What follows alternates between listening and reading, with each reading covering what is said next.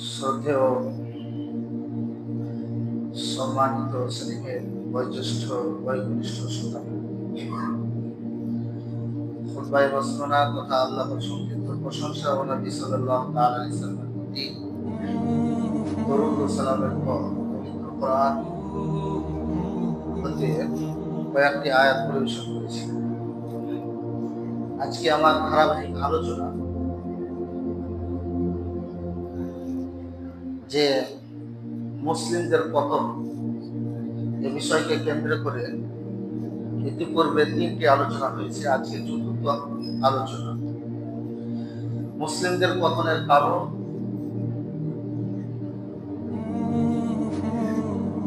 এর 2টি কারণ উল্লেখ করা হয়েছে। নম্বর 1, দিন বিমুখতা। দ্বিতীয় নম্বরটি হচ্ছে ঈমান। তৃতীয় নম্বর আজকে যে বিষয়টি আলোচনা করব সেটি হচ্ছে ইলম তথা শিক্ষা। যখন মানুষের মধ্যে থেকে শিক্ষা বিদায় নেয়, প্রকৃত শিক্ষা যখন তার মাঝে থাকে না, তখনই সে জাতির পতন নেমে আসে।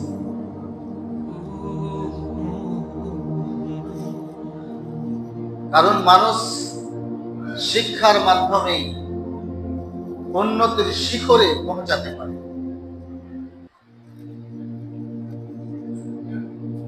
এটা কেউ যদি না জানে, মানুষের জানা দরকার। কারণ আল্লাহ রাব্বুল আলামিন যখন ফেরেশতাদের সঙ্গে আলোচনা করলেন মানব মণ্ডলী সৃষ্টি করার, তখন ফেরেশতারা বলেছিল যে তুমি এমন এক জাতিকে আল্লাহ সৃষ্টি করবে যারা পৃথিবীর বুকে মারামারি, কাটাকাটি, হানাহানি করবে। আল্লাহ প্রত্যুত্তরে বলেছিলেন, আমি যা জানি তোমরা জানো না।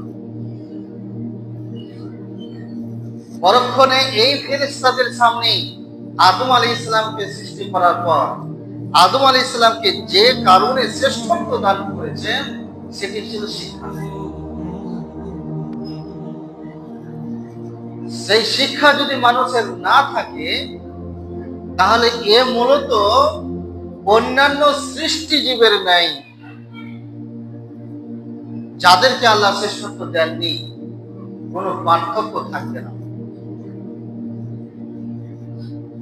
যার ফলে অন্যান্য সকল সৃষ্টিজীবকে আল্লাহ একমুখী বিধান দিয়েছেন, যা তারা পালন করতে বাধ্য। কিন্তু মানুষকে আল্লাহ রাব্বুল আলামিন বিপরীত দুইমুখী বিধানের কথা উল্লেখ করেছেন এবং তাদেরকে স্বাধীনতা দিয়েছেন যে বিবেচনার মাধ্যমে তারা নিজেরা বুঝে শুনে পথ চলবে। মানুষ এবং জিন ছাড়া সকলের জন্য যে বিধান, যে তাদেরকে যে আদেশ করা হয়েছে তা তারা মানতে বাধ্য।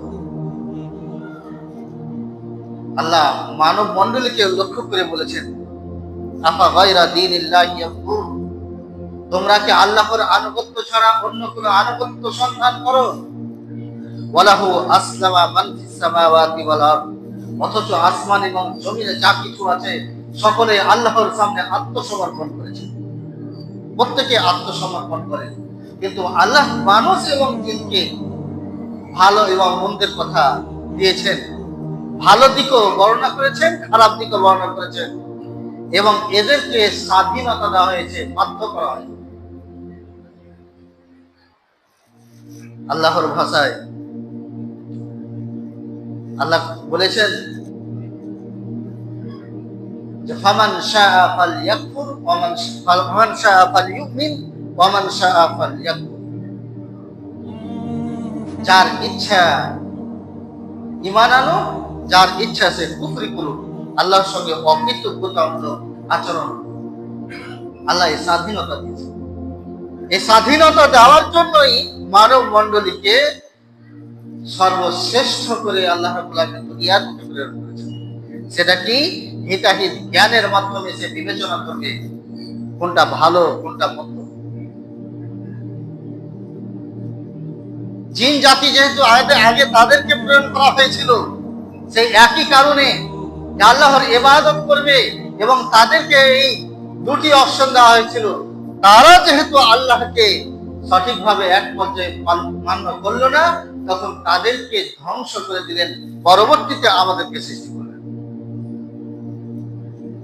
আমরাও যদি ঠিক তেমনটাই করি, তাহলে আমাদের সঙ্গে অন্যান্য সৃষ্টিজীবের কোনো পার্থক্য থাকবে না, বরং আমরা তার চাইতেও নিকৃষ্ট হয়ে যাব। কারণ যে বিষয় বা বস্তুকে যার জন্য সৃষ্টি করা হয়, সে যদি সেই উদ্দেশ্যকে সফল না করতে পারে, তাহলে সে যথা স্থানে আর থাকে না। উদাহরণস্বরূপ, এই ফ্যান সৃষ্টি করা হয়েছে যে মাথার উপরে সে ঘুরবে আর আমাদের হাওয়া দিবে, কিন্তু এই যদি এর ঘূর্ণন ক্ষমতাকে সে হারিয়ে ফেলে, সে যদি না ঘুরে, আমাদের হাওয়া যদি ঠিকভাবে না দিতে পারে, তাহলে সে স্থানে থাকবে না, তাকে এখান থেকে সরিয়ে ডাস্টবিনে ফেলে দেওয়া হবে। ঠিক আমাদেরকেও আল্লাহ রাব্বুল আলামিন যে কারণে সৃষ্টি করেছেন, হিতাহিত জ্ঞানের মাধ্যমে আমরা যদি বিবেচনা করে চলতে পারি, তাহলে আমরা সাকসেস, আমরা সফলতা অর্জন করব, আমরা উচ্চ শিখরে পৌঁছাতে পারবো। আর যদি না করি, তাহলে আল্লাহ রাব্বুল আলামিন আমাদেরকে সর্বনিকৃষ্ট জায়গায় পৌঁছিয়ে দিবেন, সবচাইতে খারাপ জায়গায় পৌঁছিয়ে দিবেন। যার কারণে অনেক সময় আল্লাহ রাব্বুল আলামিন মানব মণ্ডলীকে তাকে যে হিতাহিত জ্ঞান দিয়েছেন এ কথা বলার পর সতর্ক করেছেন যে তোমরা অন্যান্য প্রাণীদের মতো হয়ে যাও, অন্যান্য সৃষ্টিজীবের মতো নয়, হবে না। যদি তোমরা অন্য হয়ে যাও, তাহলে তোমরা তাদের চাইতে নিকৃষ্ট হবে। যেমন আল্লাহর ভাষায় আল্লাহ বলেন, ওয়ালাকাদ যারা'না লিজাহান্নাম কাসীরাম মিনাল জিন্নি ওয়াল ইনস। আমি জাহান্নাম সৃষ্টি করেছি অধিকাংশ মানুষ এবং জিনের জন্য। যেহেতু এদেরকে হিতাহিত জ্ঞানের মাধ্যমে আল্লাহ দুটি অপশন দিয়েছিলেন যে তোমরা ভালো মন্দ বিবেচনা করে চলো, কিন্তু এরা বিবেচনা করেনি, ছয় স্থানে থাকবে না, তারা ডাস্টবিন নামক জাহান্নামে নিক্ষিপ্ত হবে। আমি তাদের জন্য জাহান্নাম সৃষ্টি করেছি। লাহুম কুলুব, আমি তাদের অন্তর দিয়েছিলাম, লা ইয়াফকাহুনা বিহা, তারা সেই অন্তর দ্বারা বিবেচনা করেনি, অন্তর দ্বারা বুঝেনি, এদের বোধগম্য তারা হারিয়ে ফেলেছিল। ফলে তারা জাহান্নামে পূর্বে এই অবস্থায়, জাহান্নামে যখন নিক্ষিপ্ত হবে, তখন এই অবস্থায় তারা বলবে, ক্বালু লাউ নাসমাউ আও নাকিলু মা কুননা ফি আসহাবিস সাঈদ। তারা বলবে, যদি আমরা শুনতাম আর যদি আমরা বুঝতাম, তাহলে জাহান্নামী কথা বলতো। এরা জাহান্নাম, আল্লাহ এদেরকে অন্তর দিয়েছে কিন্তু বোঝেনি। লাহুম কুলুবুন লা ইয়াফকাহুনা বিহা লাহুম আ'য়ুনুন লা ইউবসিরুনা বিহা। তাদের আমি চক্ষু দিয়েছি, কিন্তু চক্ষু দ্বারা তারা সঠিক জিনিস দেখেনি। ওয়ালাহুম আযানুন লা ইয়াসমাউনা বিহা, তাদের আমি কান দিয়েছি, কিন্তু এই কান দ্বারা সঠিক শুনেনি। উলাইকা কাল আনআম, এরা চতুষ্পদ জন্তুর নেই। বালহুম আদাল, বরং তার চাইতেও নিকৃষ্ট। ইতিপূর্বে আমি উদাহরণ দিয়েছিলাম যে আল্লাহ রাব্বুল আলামিন এই কথা কেন বললেন যে চতুষ্পদ জন্তুর নেই, বরং তার চাইতেও নিকৃষ্ট। আপনি যে কোনো প্রাণীকে একবার দেখুন, যে যখন তাকে আপনি প্রশিক্ষণ দিবেন বা তার প্রতি মায়া মমতা দেখাবেন, তার প্রতি অনুগ্রহ করবেন, তখন সে আপনার প্রতি ঝুঁকে পড়বে। যে কোনো প্রাণীকে নিয়ে একবার দেখবেন, নিকৃষ্ট প্রাণী কুকুরকেও যদি আপনি লক্ষ্য করেন, তাহলে দেখতে পাবেন যে একজন মনিবের কতটা বিশ্বস্ত হয়, কতটা সে বিশ্বস্ত হয়ে যায়। আল্লাহ কোরআনে কুকুরের কথা, যে মানুষকে কুকুর কত নিকৃষ্ট, যে বাড়িতে কুকুর থাকে সে বাড়িতে ফেরেশতা আছে।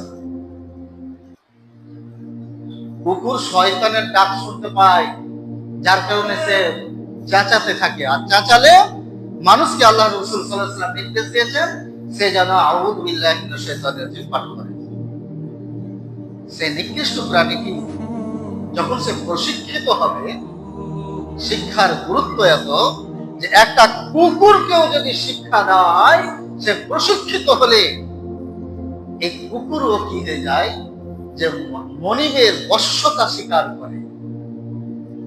সে মনিবের বশ্যতা স্বীকার করে তাকে যদি শিকারে পাঠানো হয়, 4টি শর্ত অনুযায়ী যদি শিকার করে নিয়ে আসে, 1 প্রশিক্ষিত হবে, 2 বিসমিল্লাহ বলে ছাড়তে হবে, 3 সে শিকার নিজে খাবে না, মনিবের জন্য নিয়ে আসবে, 4 তার সঙ্গে অন্য কোনো কুকুর থাকবে না।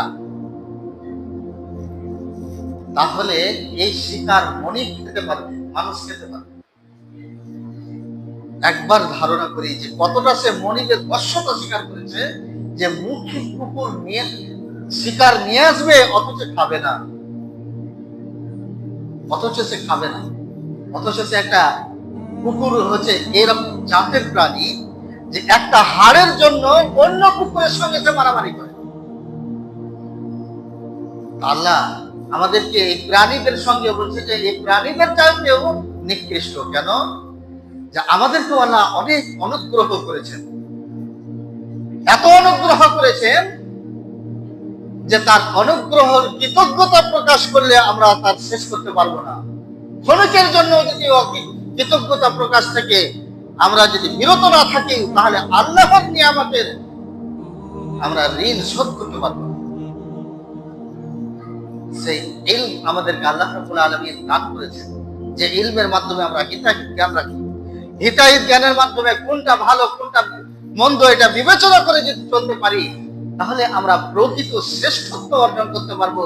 আর যদি প্রকৃত শ্রেষ্ঠত্ব অর্জন না করতে পারি, তাহলে আমরা একেবারে নিকৃষ্ট, অন্যান্য পশুর চাইতেও নিকৃষ্ট। আল্লাহ এই কথাই উল্লেখ করেছে। সেই ইলমের এতটাই গুরুত্ব যে এক কুকুরও সে প্রশিক্ষিত হলে তার মর্যাদা বেড়ে যায়। সেই ইলম যদি আমাদের থাকে আর বিবেচনা করে যদি চলতে পারি, তাহলে আমরা উচ্চ শিখরে পৌঁছাবো, আমাদের পতন হবে। যুগ যুগ ধরে আমরা এটা দেখেও এসেছি যে ইলমের মাধ্যমে মর্যাদা লাভ করা যায়। আসি সেই ইলমটা কোন ইলম হওয়া উচিত। আল্লাহ আমাদের সৃষ্টি করেছেন, তিনারই বিধান আমাদের জন্য সবচাইতে শ্রেষ্ঠ। তিনি সেই বিধান দিয়ে আমাদের প্রেরণ করেছেন, আমাদেরকে পরিচালনার জন্য তিনি আবার শিক্ষক পাঠিয়ে দিয়েছেন। সেই শিক্ষককে নবী মুহাম্মদুর রাসূলুল্লাহ সাল্লাল্লাহু আলাইহি ওয়াসাল্লাম। আল্লাহ কোরআনে সূরা আল ইমরান সূরা নম্বর 3 আয়াত নম্বর 164 এর মধ্যে এই কথা উল্লেখ করেছে যে রাসূলুল্লাহ সাল্লাল্লাহু আলাইহি ওয়াসাল্লাম কে পাঠানো হলো তোমাদের মাঝে, তিনি কোন কর্মসূচি নিয়ে তোমাদের কাছে এসেছিলেন সে কথা আল্লাহ রাব্বুল আলামিন ব্যক্ত করেছেন। এরকম আয়াত আরো সূরা বাকারায় 2 জায়গায় এসেছে এবং সূরা জুমার মধ্যেও এসেছে। কিছু শব্দের হেরফের কিন্তু ভাবার্থ এক। আল্লাহ বলেন, লাকাদ মান্নাল্লাহু আলাল মুমিনিন ইয বা'আথা ফীহিম রাসূলাম মিন আনফুসিহিম ইয়াতলু আলাইহিম আয়াতিহি ওয়া ইউআল্লিমুহুমুল কিতাবা ওয়াল হিকমা ইয়াতলু আলাইহিম আয়াতিহি ওয়া ইউযাক্কিহিম ওয়া ইউআল্লিমুহুমুল কিতাবা ওয়াল হিকমা ওয়া ইন কানু মিন ক্বাবলু লাফী দালালিন মুবিন। তিনি আল্লাহ মুমিনদের প্রতি অনুগ্রহ করেছেন। কি করে অনুগ্রহ করেছেন? যে তোমাদের মধ্য থেকেই যখন আল্লাহ রাব্বুল আলামিন একজন রাসূল প্রেরণ করেছেন, রাসূলের কর্মসূচি কি ছিল? যে তিনি তোমাদের মাঝে আল্লাহর পক্ষ থেকে যে কিতাব নাযিল হয়েছে তা পরিবেশন করে শোনাবে। 1 নম্বর কর্মসূচি। পরিবেশন কেন করবে? কোরআনের আয়াতগুলো কেন শোনাবে? মূল কারণ হচ্ছে ওই যাক্কিহিম, তাদেরকে পবিত্র করার জন্য।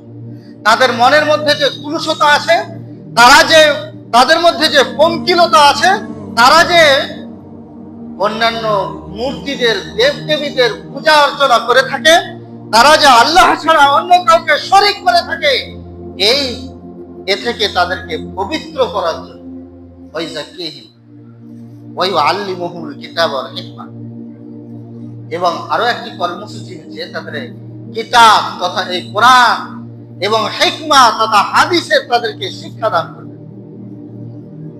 তাহলে এক পবিত্রতা, শিরক মুক্ত জীবনযাপন, এবং সেই শিরক মুক্ত জীবনযাপনের জন্য দরকার হচ্ছে শিক্ষা।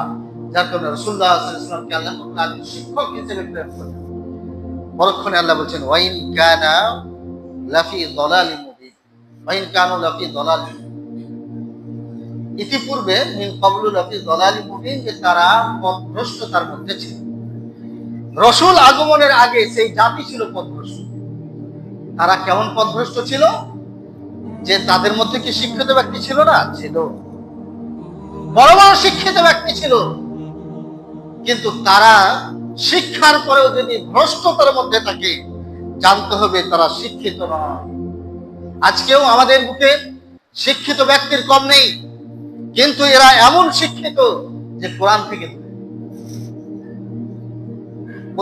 যদি আমরা লক্ষ্য করি, তাহলে গড়ে প্রতিটা বাড়িতেই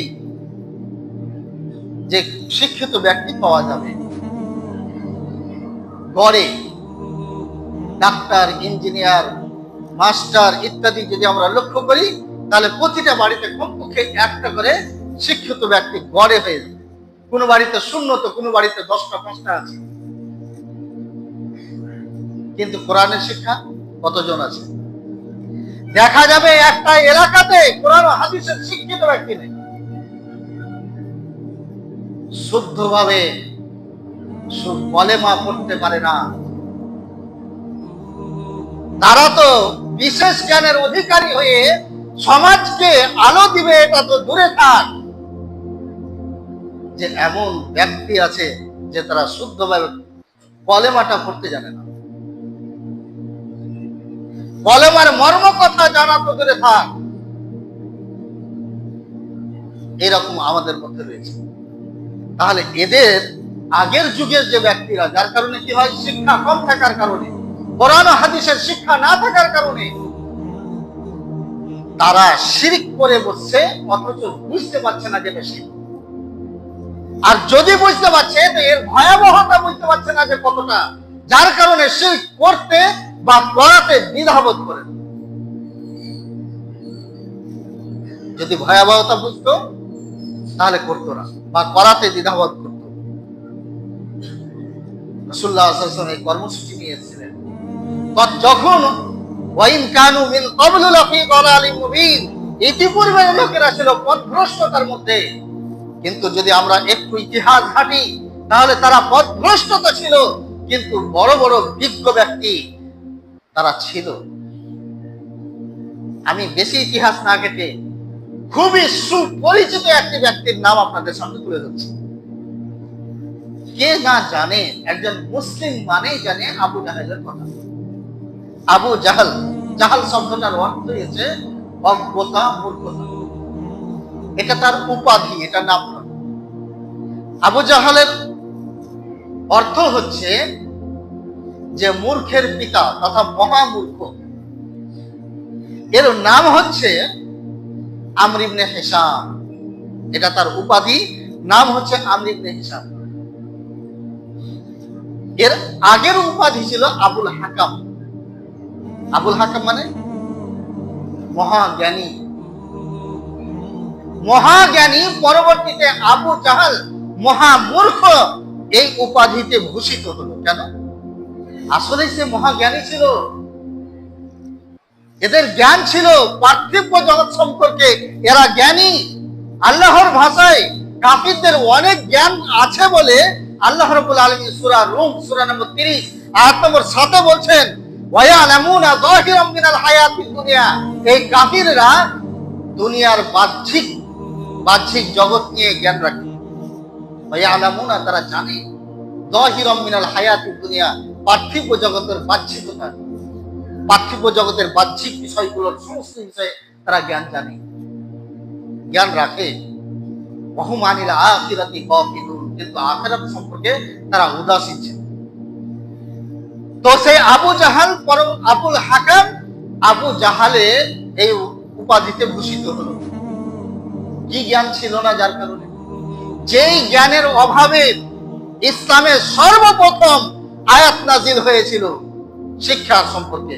তখন বড় বড় সাহিত্যিক ছিল, বড় বড় জ্ঞানী ছিল, আল্লাহর কোরআন সাক্ষ্য দিচ্ছে, তারপরেও শিক্ষার প্রয়োজনীয়তা আল্লাহ ভাবলেন যেই শিক্ষাটা ছিল না, যার কারণেই আল্লাহ রাব্বুল আলামিন সেই শিক্ষার জন্যই প্রথমে শিক্ষা সম্পর্কে আলোচনা করলেন। সেটা ছিল তাওহীদ, ছিল না আল্লাহর একত্ববাদ, ছিল না শিরকের মধ্যে নিমজ্জিত ছিল।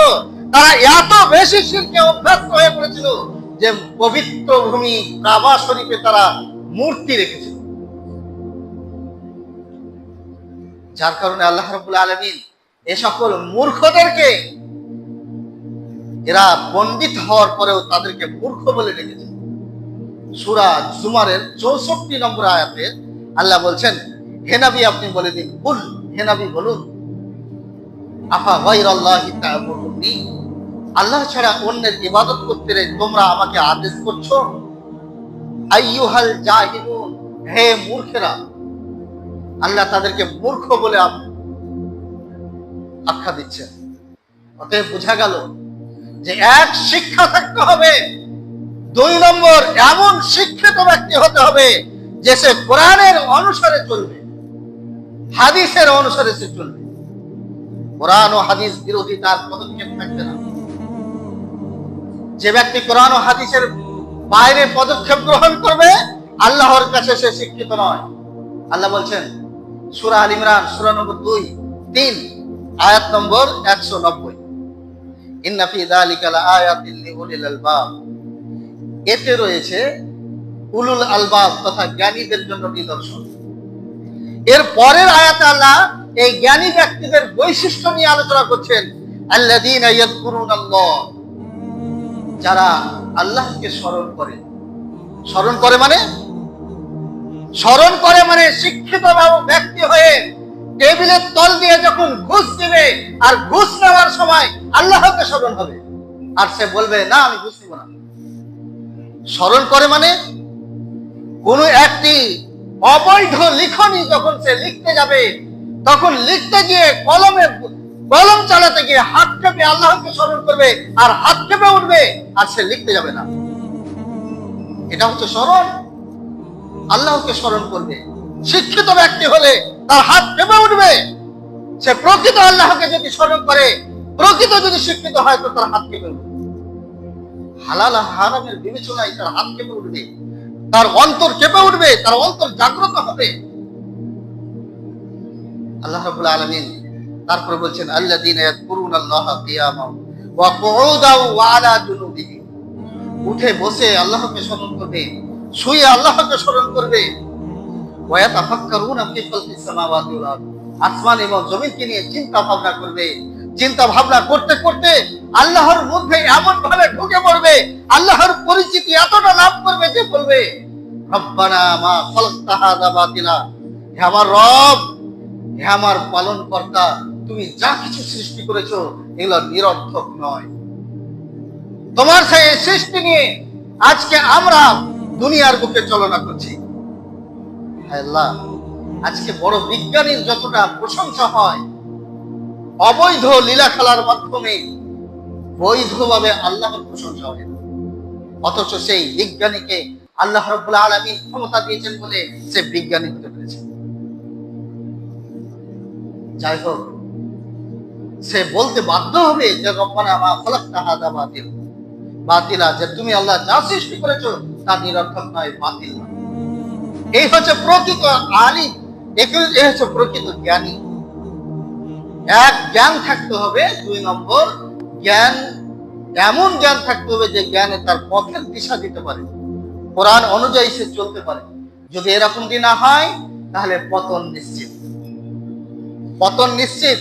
আল্লাহ রাসূল সাল্লাল্লাহু তাআলা আলাইহি সাল্লাম বলেছেন, আনাস রাদিয়াল্লাহু তাআলা আনহু থেকে হাদিসটি বর্ণিত, ইমাম বুখারী রাহিমাহুল্লাহ হাদিসটি তার বুখারী গ্রন্থে কোট করেছেন, হাদিস নম্বর 80। আনাস রাদিয়াল্লাহু তাআলা বলেন, قال রাসূলুল্লাহ সাল্লাল্লাহু তাআলা আলাইহি সাল্লাম, যে রাসূলুল্লাহ সাল্লাল্লাহু তাআলা আলাইহি সাল্লাম বলেছেন, কি বলেছেন? ইন্না মিন আশরাতিস সাআহ, কিয়ামতের যে সকল আলামত গুলো রয়েছে তার মধ্যে একটি আলামত হচ্ছে আই ইউরফাল ইলম, ইলমকে উঠিয়ে নেওয়া হবে। ওয়া ইয়াসবুতাল জাহাল, মূর্খতা ছেয়ে যাবে। ইলম উঠিয়ে নেওয়া হবে, মূর্খতা ছেয়ে যাবে। যার সমাজের মধ্যে যখন ইলম থাকবে না, মূর্খতা ছেয়ে যাবে, তখন এই সমাজের পতন ঘটবে। আল্লাহ রাব্বুল আলামিন প্রয়োজন মনে করবেন না এই দুনিয়াকে রাখার। তখন এই দুনিয়া আস্তে আস্তে কিয়ামতের দ্বার প্রান্তে এগিয়ে যাবে, কিয়ামত প্রতিষ্ঠিত হবে, প্রয়োজন মনে করবেন না। বোঝা গেল ইলম না থাকলে পতন নেমে আসবে। ইলম কিভাবে উঠবে? ইলম কিভাবে উঠা হবে? রাসূলুল্লাহ সাল্লাল্লাহু আলাইহি ওয়াসাল্লাম তাও বলেছেন। হাদিসটি ইমাম বুখারী রাহিমাহুল্লাহ তার বুখারী গ্রন্থে উল্লেখ করেছেন। হাদিস নম্বর 100। আমর ইবনে আস রাদিয়াল্লাহু, আব্দুল্লাহ ইবনে আমর ইবনে আস রাদিয়াল্লাহু তাআলা আনহু থেকে হাদিসটি বর্ণিত। তিনি বলেন যে রাসূলুল্লাহ সাল্লাল্লাহু তাআলা আলাইহি সাল্লাম বলেছেন, কি বলেছেন? যে ইন্নাল্লাহা লা ইয়াখবিদুল ইলমা ইনতিসাআ, আল্লাহ রাব্বুল আলামিন শিক্ষাকে, জ্ঞানকে ছিনিয়ে নেবেন না। ইন্নাল্লাহা ইয়াখবিদুল ইলমা ইনতিসাআ ইয়ানতাজিউহু মিনাল ইবাদ, ইবাদ যে সেটা বান্দাদের কাছ থেকে ইলমকে ছিনিয়ে নেওয়ার মাধ্যমে তিনি ইলমকে উঠিয়ে নেবেন না। কিভাবে উঠিয়ে নেবেন? বিকবদিল উলামা, উলামাদেরকে উঠিয়ে নেওয়ার মাধ্যমে। উলামারা থাকবে না, প্রকৃত আলেম এ দুনিয়ার বুকে না থাকার কারণে তারা এ দুনিয়ার বুকে পতন ঘটে আসবে। ফলে কি হবে? ইত্তাখাদান নাসু রুউসান জুহালা, যখন আলিম আর থাকবে না, হাত্তা লাম ইউবকি আলিমা, এমনকি আলিম আর থাকবে না, প্রকৃত আলিম খুঁজে পাওয়া যাবে না, তখন ঘটনা ঘটবে যে লোকেরা ইত্তাখাদান নাসু রুউসান জুহালা, জাহেলদেরকেই মুফতি হিসাবে গ্রহণ করবে। জাহেলরা ফতোয়া দিবে, জাহেলদের কথা চলবে। একজন আলিম যদি বলে দেয় এটা হবে না, আর একজন জাহিল যদি বলে যে ব্যাপারে সে জ্ঞান রাখে না, সে যদি বলে এটা হবে, চলবে। আলিমের মর্যাদা থাকবে না, জাহিলদের মর্যাদা হয়ে যাবে। ফলে কি হবে? রাসূলুল্লাহ সাল্লাল্লাহু আলাইহি ওয়াসাল্লাম বলছেন, আমার কথা নয়, আমি অনুবাদক, অনুবাদ করছি মাত্র। রাসূলুল্লাহ সাল্লাল্লাহু আলাইহি ওয়াসাল্লাম বলছেন ফাদাল্লু, সে নিজে গুমরাহ হবে, পথভ্রষ্ট হবে, ওয়া আদাল্লু, এবং লোকেদেরকেও পথভ্রষ্ট হবে। পথভ্রষ্টতা এটা পতনের একটি কারণ। অতএব আমাদের উচিত যে শিক্ষাকে মূল্যায়ন করা। কোন শিক্ষা আছে এর আগের আলোচনায় করব, সেটা মূলত হবে কোরআনের শিক্ষা, সেটা মূলত হবে হাদিসের শিক্ষা। প্রতিটি বাড়িতে কমপক্ষে একজন করে হাফিজ, একজন করে কারি, একজন করে আলিম থাকতে হবে। এইরকম যদি শিক্ষিত ব্যক্তিরা থাকে তাহলে অবশ্যই কোরআনের মূল্যায়ন হবে। সেখানে শিরক বিদায় নেবে, কুফর বিদায় নেবে, নেফাক বিদায় নেবে, এবং প্রকৃত অর্থে আল্লাহর যে বিধান সেটা প্রতিষ্ঠিত হবে। যদি না হয় তাহলে আমাদের কাছ থেকে যে তাওহীদ দূরে সরে যাবে, আর শিরক এসে ঘিরে ফেলবে, আর শিরক আমরা বুঝতেই পারবো না, বা শিরক বুঝতে পারলেও তা থেকে বিরত থাকবো না, তার ভয়াবহতা সম্পর্কে আমরা সচেতন না হওয়ার কারণে। আসি, অতএব ইলম আমরা অর্জন করি। আর এমন ইলম অর্জন করার পরেও যে ইলম উপকার দেয় না। আমি একজন মাস্টার, অথচ আল্লাহকে চিনি না। আমি একজন ইঞ্জিনিয়ার, আল্লাহকে চিনি না, আল্লাহর কথাকে মানি না। আমি সালাতে আসি না, আমি যাকাত ঠিকভাবে দিই না, সিয়াম পালন করি না। আমি একজন ইঞ্জিনিয়ার হওয়ার পরেও, শিক্ষিত ব্যক্তি হওয়ার পরেও দুনিয়ার মুখে তো আমি এরকম বাহুবা পেয়েছি, কিন্তু আল্লাহর কাছে কোনো বাহুবা পাওয়া যাবে না। যার কারণে আমরা দোয়া করব যে রাসূলুল্লাহ সাল্লাল্লাহু আলাইহি ওয়াসাল্লাম আমাদেরকে দোয়া শিক্ষা দিয়েছেন যে এমন ইলম আমরা অর্জন করব, আল্লাহর কাছে এভাবে দোয়া করব। হাদিসটি ইমাম তিরমিজি রাহিমাহুল্লাহ তার তিরমিজি গ্রন্থে দিয়েছেন। আবু হুরায়রা রাদিয়াল্লাহু তাআলা বর্ণনা করেন, হাদিস নাম্বার 3599, যে আবু হুরায়রা বলেন যে রাসূলুল্লাহ সাল্লাল্লাহু আলাইহি ওয়াসাল্লাম বলেছেন যে আল্লাহুম্মা, হে আল্লাহ, আল্লিমনি মা ইয়ানফাউনি, তুমি আমাকে সেই শিক্ষা দাও যে শিক্ষা আমার উপকারে আছে।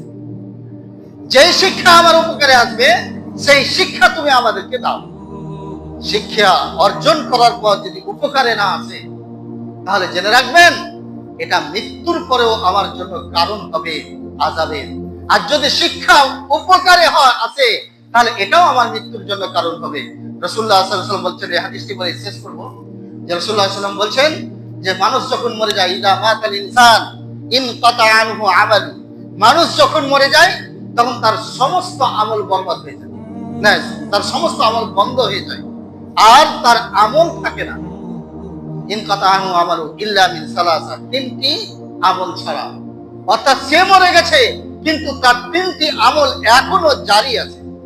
নম্বর 1, সাদাকাতিন, সাদকা, আমি সাদকা করে গেছি কিন্তু সেই সাদকাতিন জারিয়া, চলমান সাদকা, সাদকা করে গেছি কিন্তু আমি কবরে শুয়ে আছি। মসজিদে একটা ফ্যান দিয়েছি, ফ্যানটা, আমি কবরে শুয়ে আছি কিন্তু ফ্যানটা ঘুরছে, মানুষ উপকৃত হচ্ছে এর দ্বারা। এই উপকৃত হওয়ার কারণে আমার কবরে নেকি পৌঁছাতে থাকবে। আমি একটি পুকুর খনন করে দিয়েছি, পুকুর মানুষে ব্যবহার করছে, মানে আমি একটি গাছ লাগিয়ে দিয়েছি, গাছ কত পশু পাখি সেই গাছে এসে আহার করছে এবং অনেক পথিক সেই গাছে ছায়া গ্রহণ করছে। আমি কবরে শুয়ে আছি, আমার কবর থেকে সে নেকি পেতে থাকবে, আর নেকি জারি থাকবে। নম্বর 2, আও ইলমিন ইনতাফাউ বি, যেই জ্ঞান উপকারে আছে। জ্ঞান উপকারে আছে মানে এটা 2 ভাবে হয়। নম্বর 1, যে আমি কোনো জ্ঞান ছড়িয়ে গেলাম কিতাব লেখার মাধ্যমে, কিতাব লিখে দিয়েছি, ব্যক্তি মারা গেছে, লেখক মারা গেছে, কিন্তু মানুষ সেই লেখার মাধ্যমে উপকৃত হচ্ছে, আর তার বই পড়ে সে ঈমান পেয়েছে, এক সময় সে মুমিন হয়ে মৃত্যুবরণ করছে। তখন এই যে যতটা সে নেকি অর্জন করলো তার খাতাতে সে নেকি সে পেতে থাকবে, কবর থেকে পাবে, কারণ তার জ্ঞান ছেড়ে দেওয়া থেকে আমরা নেকি পাচ্ছি। যেমন বলা যেতে পারে যে ইমাম বুখারী রাহিমাহুল্লাহ, তিনি অনেক পূর্বেই মৃত্যুবরণ করেছেন, কিন্তু তার বুখারী আমরা হাদিস, তার হাদিস পাঠদানের মাধ্যমে রাসূলুল্লাহ সাল্লাল্লাহু আলাইহি সাল্লামের বচন ভঙ্গিকে আমরা পেয়েছি, এর দ্বারা আমরা উপকৃত হচ্ছি। যত মানুষ দুনিয়ার বুকে উপকৃত হচ্ছে, ইমাম বুখারীর কবরে নেকি পৌঁছাতে থাকছে। নম্বর 2, যে আমি কোন সুসন্তান তৈরি করলাম। সুসন্তান মানে আমি একজন শিক্ষক পেয়ে একজন মানুষকে, আমার সন্তানকে নয় কিন্তু তাকে আমি সুসন্তান তৈরি করছি শিক্ষার মাধ্যমে। এই শিক্ষার মাধ্যমে আমার শিক্ষা তার উপকারে এসেছে, উপকারের মাধ্যমে সারা জীবন যত ছাত্র তার ছাত্র, এভাবে কোরআন ও হাদিসের শিক্ষার মাধ্যমে যে পরম্পরা চলতে থাকবে, এই পরম্পরার মাধ্যমে সেই ব্যক্তির কবরে রেখে পৌঁছাতে। এটা হচ্ছে ইলমিন ইনতাফাউ বি। আর যদি জ্ঞান উপকারে না দেয়, এমন জ্ঞান অর্জন করেছে যে চারাগের নেই, চারাগ সে অপরকে আলো দিচ্ছে কিন্তু তার নিজের নিষ্ঠায় না, নিজের নিচু অংশটাই অন্ধকার। যদি এমন জ্ঞান হয় যে আমার জ্ঞান আমাকেই উপকার করতে পারলো না, তাহলে জেনে রাখবেন সেই জ্ঞানের কোনো মর্যাদা নেই। 3 নম্বর হচ্ছে ওয়ালাদিন সালিহ ইয়াদউ লাহু, এমন সুসন্তান, নেক সন্তান, সৎ সন্তান যে তার জন্য দোয়া করবে। আমি যদি সন্তান তৈরি করে যাই, যে সন্তান মদ খায়, যে সন্তান শিরক করে, যে সন্তান মসজিদ চেনে না, যে সন্তান ব্যভিচার, পাপাচার, জুয়ার আড্ডায় থাকে, সেই বাপের উচিত হবে না এটা আশা করা যে আমার মরার পর আমার সন্তান আমার জন্য দোয়া করবে। আমাকে আগে থেকেই ভাবতে হবে আমি কোন প্রতিষ্ঠানে আমার ছাত্রকে পড়াচ্ছি। সে কি আল্লাহকে চিনতে পারবে? সে তো শিরক করবে না, তার দ্বারা কি শিরক শিখছে না সে? মাত্র এই শিক্ষক, এই সন্তান সুসন্তান নয়, এর দ্বারা আশা করা যায় না। সে নিজেই উপকৃত হতে পারবে না, তো বাপের জন্য দোয়া করবে কি? অতএব লক্ষ্য রাখুন, ওয়ালাদিন সালিহ, সৎ সন্তান আপনি তৈরি করুন। শিক্ষা দিতে হলে সন্তানদের কোরআন ও হাদিসের শিক্ষা দেন, তাহলে আপনার আশা সার্থক হবে। আল্লাহ রাব্বুল আলামিন যেন আমাদের তৌফিক দান করেন। আমিন ওয়া আখিরু দাওয়ানা।